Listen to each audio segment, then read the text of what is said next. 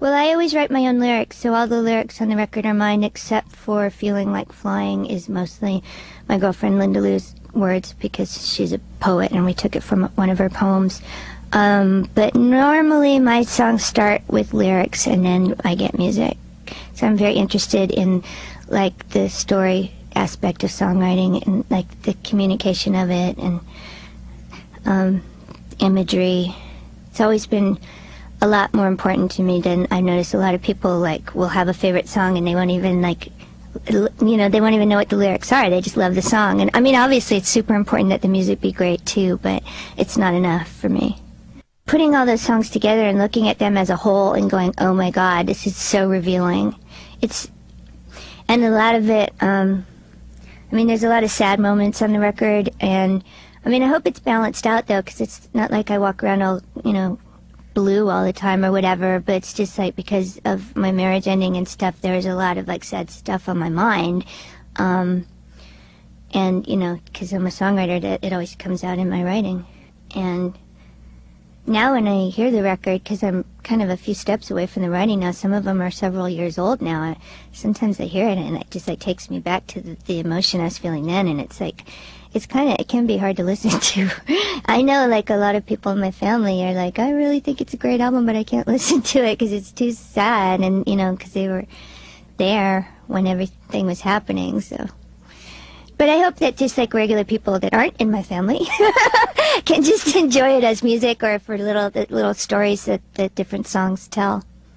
I haven't done the songs live yet, but in the studio when I was singing them, a couple times on like, you know, the two really sad ones, Good Wife and He's Not Talking, it was hard because I was like really thinking about the words as I sang them, and it was pretty like, ooh, gut-wrenching.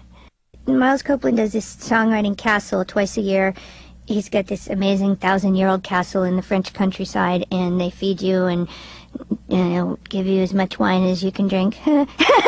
And there's like 24 songwriters there, and every day you write with 2 other people, so it's 8 groups of 3 people, and every day it changes, and you write a whole song and record a whole song every day. So it's very, people that I've been 5 times, so I'm really lucky, but the first day when people are there, they're just freaking out because the pressure just sounds so intense. But what happens is you get so inspired by all these other creative people you're around that it ends up just being, it's totally fun. It's like summer camp for grown-ups, and it's so beautiful and so peaceful, and you can't help but being at your creative best. And I really think that it's changed my life, especially my professional life, in so many ways, because it's made me realize like people are as prolific as they want to be. You know, you could write a song every day if you want. You know, made a lot of lifelong friends out of it, and had a lot of realizations about myself and about the writing process, and how some days they would put you with someone who was just like a country writer or an R&B writer, and you'd think, oh my God, this is just such a bad idea, and yet you would come up with something really great. So you just, it kind of teaches you to not judge people or not judge situations until you actually like live through them and see what happens. It did for me anyways.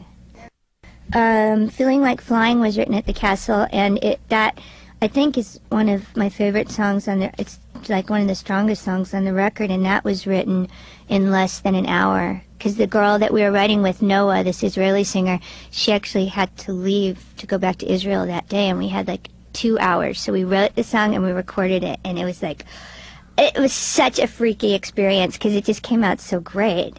So that was like, and that was done, like there's different rooms that you write in, and that was done in the room called the chapel. So it was like this whole like weird God experience kind of day.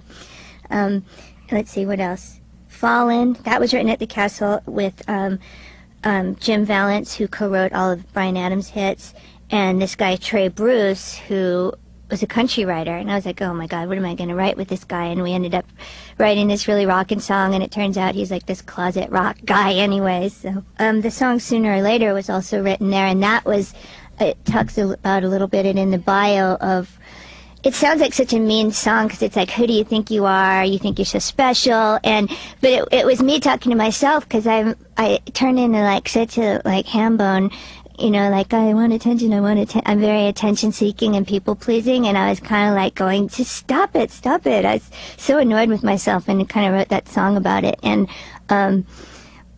that's one, like, I like the music to that one so much that I put it on the record, but, like, I mean, lyrically, if you look at it, it's, like, so revealing to me that it's embarrassing. I mean, it's kind of horrifying.